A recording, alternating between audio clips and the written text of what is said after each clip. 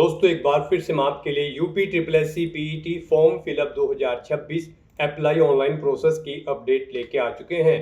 किस तरह से आप UP triple S C pre eligibility test PET 2026 के लिए अपने फॉर्म अप्लाई कर सकते हो।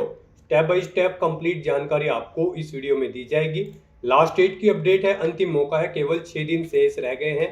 आप जल्द से जल्द अपना फॉर्म अप्लाई कर ले, आखिरी समय का वेट न करें। आखिरी समय में फॉर्म अप्लाई करते समय अगर आपके सामने कोई भी टेक्निकल प्रॉब्लम आ रही है तो उसका हल भी आपको इस वीडियो में मिल जाएगा।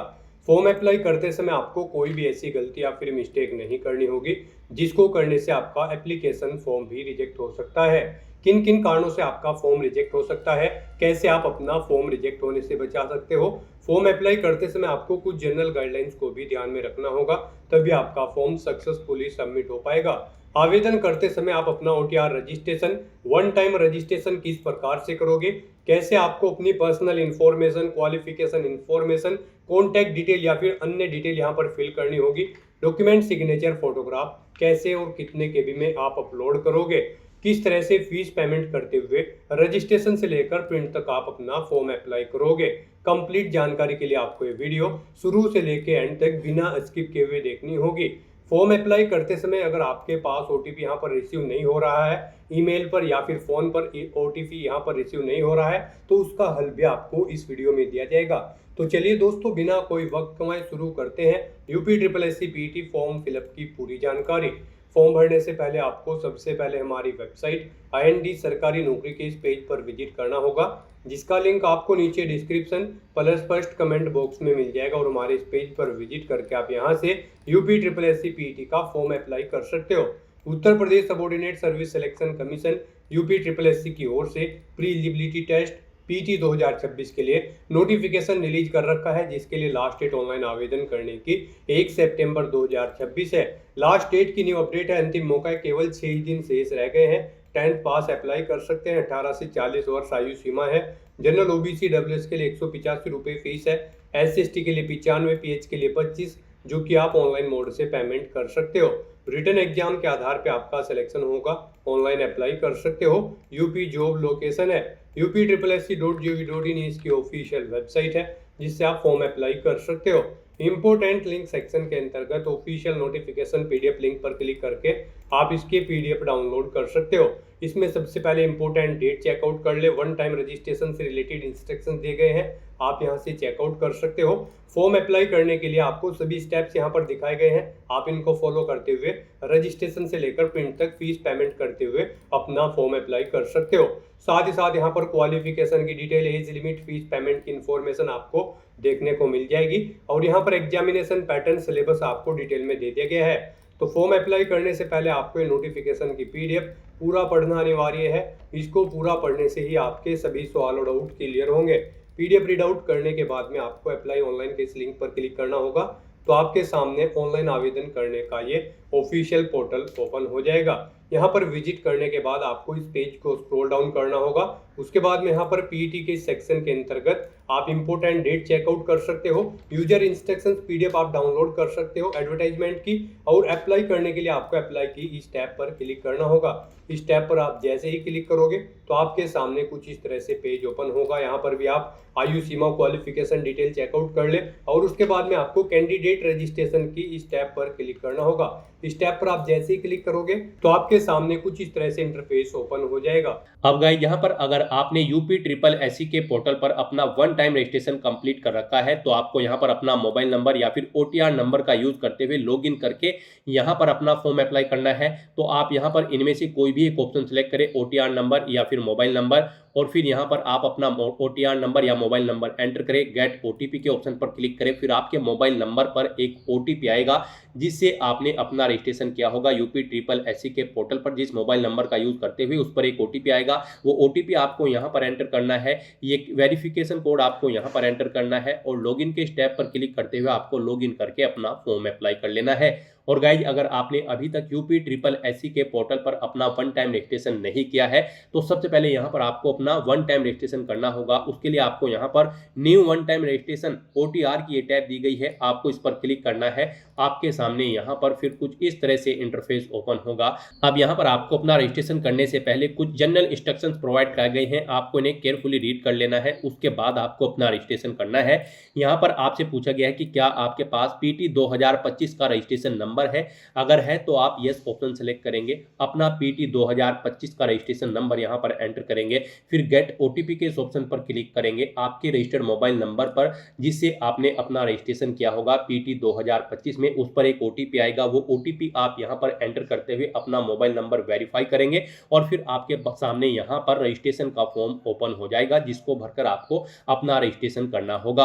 और गाइज अगर आप बिल्कुल फ्रेश है, आपने 2025 PT में रजिस्ट्रेशन नहीं कर रखा है, तो यहाँ पर आपको सिंपली नो ऑप्शन सेलेक्ट कर लेना है और फिर आपके सामने यहाँ पर रजिस्ट्रेशन का ये फॉर्म ओपन हो जाएगा। गाइज यहाँ पर अगर आपने 2025 में रजिस्ट्रेशन कर रखा है, आपके पास रजिस्ट्रेशन नंबर है, तो उसे एंटर करते हुए भी आपके सामने यहाँ पर यही फॉर्म स्टार्ट होगा। बस इसमें आपको आपकी जो बेसिक डिटेल्स है वो ऑटोमेटिकली फिर मिल जाएगी, जैसे कि आपका नाम, आपके फादर का नाम, आपकी डेट ऑफ बर्थ, ये जो बेसिक इन्फॉर्मेशन है ये आपको ऑटोमेटिकली फिल मिलेगी। कुछ ही डिटेल्स आपको फिल करनी होगी, वो आपके OTR से फैच करके यहाँ पर आपको ऑटोमेटिकली फिल मिल जाएगी। और अगर आप बिल्कुल फ्रेश है तो यहाँ पर आपको मैन्युअली सभी डिटेल्स आपको अपनी देनी होगी। सेम प्रोसेस दोनों का यहाँ पर रजिस्ट्रेशन का रहेगा, अगर आपके पास 2025 का रजिस्ट्रेशन नंबर है या फिर नहीं है। सबसे पहले यहाँ पर आपको अपना मोबाइल नंबर एंटर करना है। उसके बाद आपको यहाँ पर click here to verify mobile के इस ऑप्शन पर क्लिक करना है। फिर आपके मोबाइल नंबर पर एक OTP आएगा, वो OTP आपको यहाँ पर एंटर करते हुए अपना मोबाइल नंबर वेरीफाई कर लेना है। उसके बाद आपको ऐसे ही यहाँ पर अपनी ईमेल ID एंटर करनी है और फिर आपको click here to verify email के ऑप्शन पर क्लिक करना है। फिर आपकी ईमेल ID पर भी एक OTP आएगा, वो OTP यहाँ पर एंटर करते हुए आपको अपनी ईमेल ID भी वेरीफाई कर लेनी है। उसके बाद यहाँ पर आपको अपनी पर्सनल डिटेल प्रोवाइड करनी है। यहाँ पर आपको सबसे पहले अपना नाम एंटर करना है, उसके बाद आपको उसे एक बार फिर से एंटर करके कंफर्म कर लेना है। फिर यहाँ पर आप अपनी डेट ऑफ बर्थ सेलेक्ट करेंगे, उसके बाद आपको अपना जेंडर सेलेक्ट करना है, मेल या फिर फीमेल। फिर यहाँ पर आपको अपने फादर का नाम एंटर करना है, उसके बाद यहाँ पर आपको अपनी मदर का नाम एंटर करना है। और फिर गाइज आपको यहाँ पर अपना डोमिसाइल स्टेट सेलेक्ट कर लेना है, जिस स्टेट का आपके पास डोमिसाइल है। फिर यहाँ पर आपको अपना होम डिस्ट्रिक्ट सेलेक्ट कर लेना है। उसके बाद यहाँ पर आपको अपनी कैटेगरी सेलेक्ट कर लेनी है, आप जिस कैटेगरी से बिलोंग करते हैं। फिर यहाँ पर आपको अपनी बेसिक एकेडमिक डिटेल्स प्रोवाइड करनी है। यहाँ पर सबसे पहले आपको अपनी हाई स्कूल की डिटेल प्रोवाइड करनी है। यहाँ पर आपको बताना है किस बोर्ड से आपने अपना हाई स्कूल पास आउट किया है। आप यहाँ पर बोर्ड का नाम सेलेक्ट करेंगे, उसके बाद यहाँ पर आपको पासिंग ईयर सेलेक्ट कर लेना है, कब आपने अपनी 10वीं क्लास पास आउट की है वो ईयर यहाँ पर आप सेलेक्ट करें। फिर गाइज यहाँ पर आपको अपना रोल नंबर एंटर करना है 10वीं क्लास का।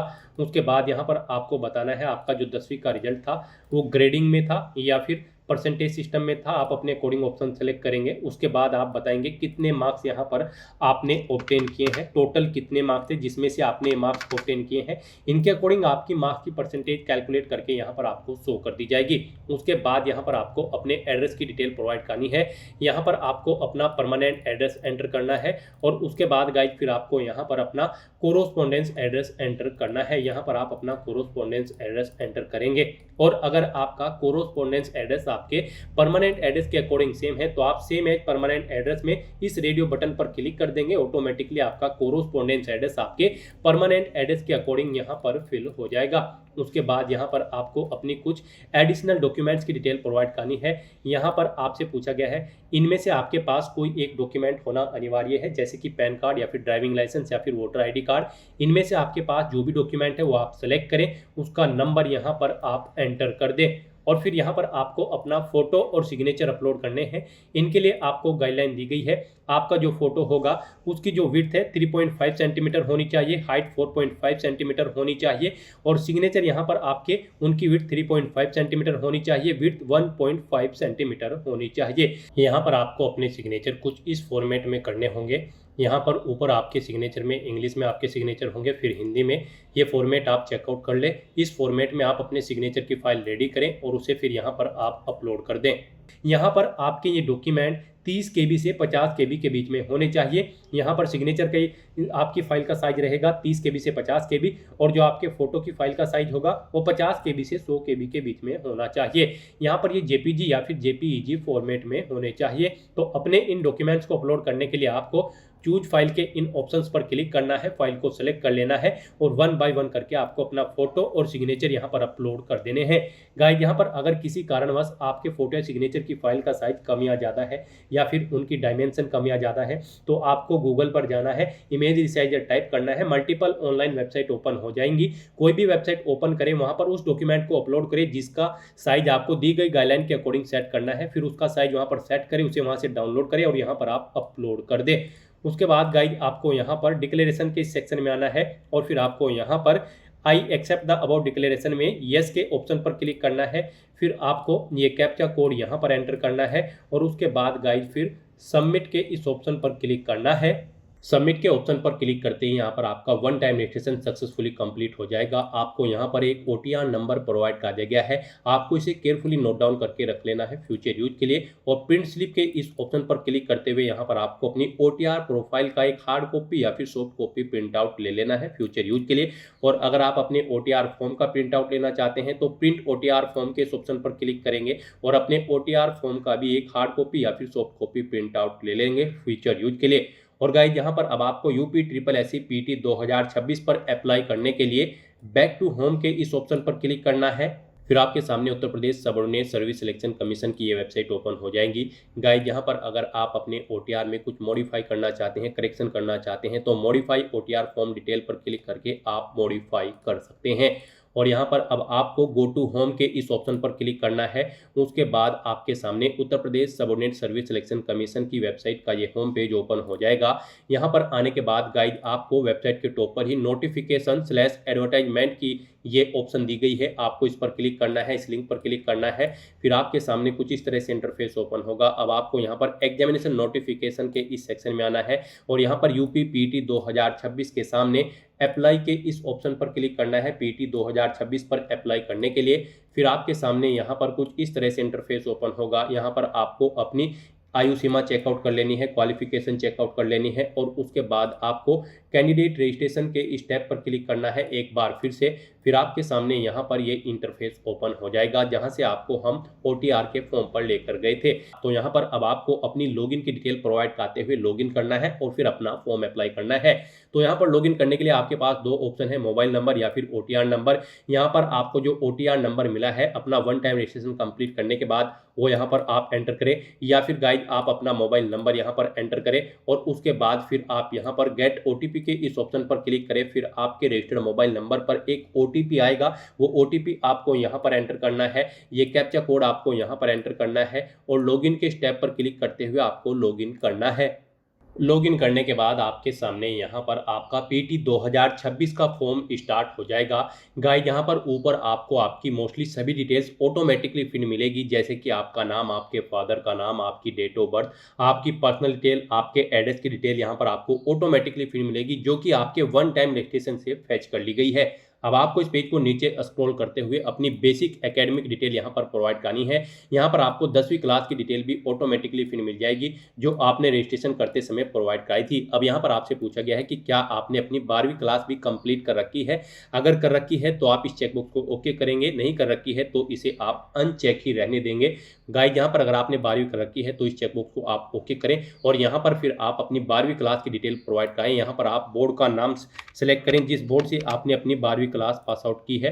फिर यहाँ पर आपको पासिंग ईयर सेलेक्ट कर लेना है, कब आपने अपनी 12वीं क्लास पास आउट की है। फिर आपको अपनी 12वीं क्लास का रोल नंबर यहाँ पर एंटर करना है। फिर आपको बताना है आपका रिजल्ट का मोड परसेंटेज में था या फिर ग्रेड सिस्टम में। आप अपने अकॉर्डिंग ऑप्शन यहाँ पर सिलेक्ट करेंगे। परसेंटेज में था तो यहाँ पर आप बताएंगे कितने मार्क्स आपने ऑब्टेन किए हैं, टोटल कितने मार्क्स थे जिसमें से ये मार्क्स आपने ऑब्टेन किए हैं। इन मार्क्स के अकॉर्डिंग यहाँ पर आपकी परसेंटेज कैलकुलेट करके आपको शो कर दी जाएगी।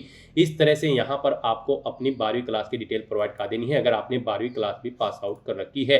फिर आपसे पूछा गया है कि क्या आप मैरिड हैं, अगर हैं तो आप यस करेंगे, नहीं है तो आप नो ऑप्शन सेलेक्ट करेंगे। फिर यहाँ पर आपसे पूछा गया है कि क्या आप इकोनॉमिकली वीकर सेक्शन से बिलोंग करते हैं। यहाँ पर OTR करते समय अगर आपने इसमें नो ऑप्शन सेलेक्ट किया होगा तो आप इसमें अब कुछ भी सिलेक्ट नहीं कर पाओगे, यहाँ पर ये कॉलम आपको डिसेबल कर दिया जाएगा। यस ऑप्शन अगर आपने सिलेक्ट किया होगा OTR करते समय तो फिर यहाँ पर आपको अपनी डिटेल देनी होगी। फिर यहाँ पर आपसे पूछा गया है कि क्या आप गवर्नमेंट ऑफ उत्तर प्रदेश के एम्प्लॉय हैं, अगर हैं तो आप employ of Uttar Pradesh government option select करेंगे, नहीं है तो फिर यहाँ पर आप not employ of Uttar Pradesh government option select कर लेंगे। गाइज अगर आप एम्प्लॉय हैं, आप employ of Uttar Pradesh government option select करते हैं तो फिर यहाँ पर आपको अपने एम्प्लॉयमेंट की सर्विस की डिटेल देनी होगी। एम्प्लॉयमेंट का टाइप आपको सेलेक्ट कर लेना है। फिर यहाँ पर आपको सर्विस का ड्यूरेशन सेलेक्ट करना है, कब आपने यहाँ पर अपनी जॉब स्टार्ट की है वो डेट आपको सेलेक्ट कर लेनी है। इस तरह से यहाँ पर आपको अपनी सर्विस की डिटेल देनी है। फिर यहाँ पर आपसे पूछा गया है कि क्या आप फ्रीडम फाइटर के आश्रित हैं, अगर हैं तो आप यस करेंगे और नहीं है तो फिर आप सिंपली यहाँ पर नो ऑप्शन सेलेक्ट कर लेंगे। उसके बाद आपसे पूछा गया है कि क्या आप EX सर्विसमैन कैंडिडेट हैं, अगर है तो यहाँ पर आप बताएं IMN EX serviceman personnel of Uttar Pradesh, या फिर IMN ECO, या फिर SSCO, या फिर CO पर्सनल ऑफ उत्तर प्रदेश। इनमें से आप जिस भी कैटेगरी के EX सर्विसमैन हैं वो आप यहाँ पर सेलेक्ट करें और फिर गाइड यहाँ पर आप उसकी डिटेल प्रोवाइड कराएं। यहाँ पर आपको सर्विस का ड्यूरेशन सेलेक्ट कर लेना है, रिटायरमेंट की डेट सेलेक्ट कर लेनी है और अगर आप यहाँ पर EX सर्विसमैन नहीं है तो आप सिंपली नो ऑप्शन सेलेक्ट कर लेंगे। फिर आपको अपनी सर्विस की डिटेल नहीं देनी होगी। उसके बाद आपसे पूछा गया है कि क्या आप स्पोर्ट पर्सन हैं, अगर हैं तो आप यस करेंगे और फिर यहाँ पर आप बताएंगे किस कैटेगरी के आप प्लेयर हैं, कैटेगरी A, B, C या फिर D। आप अपने अकॉर्डिंग यहाँ पर ऑप्शन सेलेक्ट करेंगे और फिर आप यहाँ पर अपनी कैटेगरी सब कैटेगरी सेलेक्ट करेंगे। आपने यहाँ पर अपनी इस कैटेगरी में ओलंपिक गेम्स में पार्टिसिपेट किया है फिर या फिर पैरा ओलंपिक गेम्स या फिर वर्ल्ड कप या फिर वर्ल्ड चैंपियनशिप, आप अपने अकॉर्डिंग यहाँ पर ऑप्शन सेलेक्ट कर लेंगे। गाइज यहाँ पर इस तरह से आपको अपनी स्पोर्ट्स की डिटेल देनी है और अगर आप स्पोर्ट पर्सन नहीं है तो आप सिंपली नो ऑप्शन सेलेक्ट कर लेंगे। उसके बाद आपसे पूछा गया है कि क्या आप PWD कैटेगरी कैंडिडेट है, अगर है तो आप यहाँ पर यस ऑप्शन सेलेक्ट करेंगे। उसके बाद आपको अपनी डिसेबिलिटी की डिटेल यहाँ पर देनी होगी, दिव्यांगता की। यहाँ पर आपको अपनी विजन सेलेक्ट कर लेना है डिसेबिलिटी का। क्या आपको यहाँ पर विजन है डिसेबिलिटी के अंतर्गत, आपको कम दिखाई देता है तो यस या नो आप अपने अकॉर्डिंग ऑप्शन सेलेक्ट करेंगे। फिर यहाँ पर आपको बताना है क्या आपको सुनने में भी कोई डिसेबिलिटी है, यहाँ पर कोई दिक्कत है, अगर है तो आप यहाँ पर यस करेंगे और फिर इसकी भी डिटेल आप प्रोवाइड कराएंगे। यहाँ पर अगर आपको देखने में कोई डिसेबिलिटी है तो आप बताएंगे कि आप दृष्टिहीनता है या फिर कम दृष्टि वाले हैं, इनमें से आप ऑप्शन सेलेक्ट करेंगे। सुनने में कम सुनाई देता है या फिर आप यहाँ पर आप बाधिर हैं यानी कि आप बिल्कुल बहरे हैं या फिर श्रवण शक्ति से ह्रास है, कुछ कमी है, आप अपने अकॉर्डिंग यहाँ पर ऑप्शन सेलेक्ट करेंगे। उसके बाद आपसे पूछा गया है कि क्या आपको यहाँ पर लोकोमेटेड डिसेबिलिटी है, अगर है तो आप यस ऑप्शन सेलेक्ट करेंगे और फिर इनमें से आप अपनी ऑप्शन सेलेक्ट करेंगे। आपको एक हाथ प्रभावित है, आपका एक पैर प्रभावित है या फिर दोनों हाथ प्रभावित है या फिर दोनों पैर प्रभावित है, आप अपने अकॉर्डिंग यहाँ से ऑप्शन सेलेक्ट करेंगे और अगर आपको लोकोमोटर डिसेबिलिटी नहीं है तो आप सिंपली नो ऑप्शन सेलेक्ट कर लेंगे। और फिर यहाँ पर आपसे पूछा गया है कि क्या आपको फिजिकली या फिर न्यूरोलॉजिकली डिसेबिलिटी है, अगर है तो आप यस करेंगे और फिर यहाँ पर उसकी डिटेल देंगे, नहीं है तो यहाँ पर आप नो ऑप्शन सेलेक्ट करेंगे। फिर आपसे पूछा गया है कि क्या आपको मल्टीपल डिसेबिलिटीज है, अगर हैं तो आप यस करें, नहीं है तो आप नो ऑप्शन सेलेक्ट कर लेंगे। इस तरह से यहाँ पर आपको अपनी डिसेबिलिटी की डिटेल देनी होगी अगर आपको यहाँ पर कोई डिसेबिलिटी है। और गाइज अगर आप PWD कैटेगरी कैंडिडेट नहीं है तो आप सिंपली नो ऑप्शन सेलेक्ट करेंगे, फिर आपको ये आगे की डिटेल नहीं देनी होगी। उसके बाद आपसे पूछा गया है कि क्या आप एज में रिलैक्सेशन चाहते हैं, अगर चाहते हैं तो आप यस करें और फिर आपको यहाँ पर अपनी एज में रिलैक्सेशन लेने के लिए ऑप्शन सेलेक्ट करना है। आप गवर्नमेंट ऑर्डर या फिर कोर्ट ऑर्डर या फिर सेवा नियमावली या फिर डिपार्टमेंट रूल के अकॉर्डिंग किसके थ्रू यहाँ पर एज में रिलैक्सेशन लेना चाहते हैं वो ऑप्शन आप यहाँ पर सेलेक्ट कर ले। यहाँ पर आपको आपकी कास्ट के अकॉर्डिंग एज में रिलैक्सेशन प्रोवाइड कराया जाएगा और अगर आप एज में रिलैक्सेशन नहीं चाहते हैं तो आप सिंपली नो ऑप्शन सेलेक्ट कर लेंगे। यहाँ पर उसके बाद आपको डिक्लेरेशन सेक्शन में आना है। I accept the about declaration में यहाँ पर आपको येस ऑप्शन सेलेक्ट करना है और उसके बाद गाइज फिर आपको यहाँ पर ये जो कैप्चा कोड दिख रहा है ये आपको इस बॉक्स में एंटर करना है और उसके बाद सबमिट के ऑप्शन पर क्लिक करना है।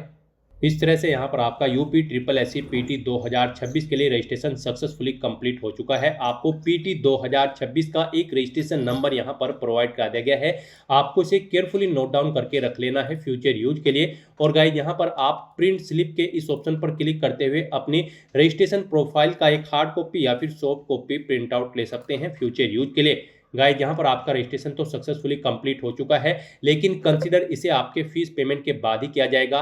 तो यहाँ पर अब आपको अपना फीस पेमेंट करना है अपना रजिस्ट्रेशन की टास्क को कंप्लीट करने के लिए। तो आप यहाँ पर अब प्रोसीड फॉर पेमेंट के इस ऑप्शन पर क्लिक करें और अपनी कैटेगरी के अकॉर्डिंग यहाँ पर एप्लीकेशन फीस का अमाउंट पे करें। फिर आपके सामने फीस पेमेंट का ये गेटवे ओपन होगा। अब आपको यहाँ पर स्टेट बैंक ऑफ इंडिया इस रेडियो बटन पर क्लिक करना है, इस चेकबॉक्स को ओके करना है और फिर गाइड आपको प्रोसीड फॉर फी डिपोजिशन के इस ऑप्शन पर क्लिक करना है। फिर आपके सामने ये पेमेंट की डिटेल शो होगी, इसे आपको चेकआउट करना है और फिर गाइड प्रोसीड के इस ऑप्शन पर क्लिक करना है। फिर आपके सामने फीस पेमेंट का ये इंटरफेस ओपन होगा। यहाँ पर आपको ऑप्शन दिए गए हैं, आप यहाँ पर कैसे अपना फीस पेमेंट करना चाहते हैं। यहाँ पर आप debit card, credit card, net banking, UPI, NEFT, SBI branch payment के माध्यम से अपना फीस पेमेंट कर सकते हैं। तो यहाँ पर आपके लिए सबसे बेस्ट और इजी ऑप्शन यूपीआई का रहेगा। तो आप यूपीआई के इस ऑप्शन पर क्लिक करें, उसके बाद आप यहाँ पर यूपीआई क्यूआर के इस रेडियो बटन पर क्लिक करें और फिर पे नाउ के इस ऑप्शन पर क्लिक करें।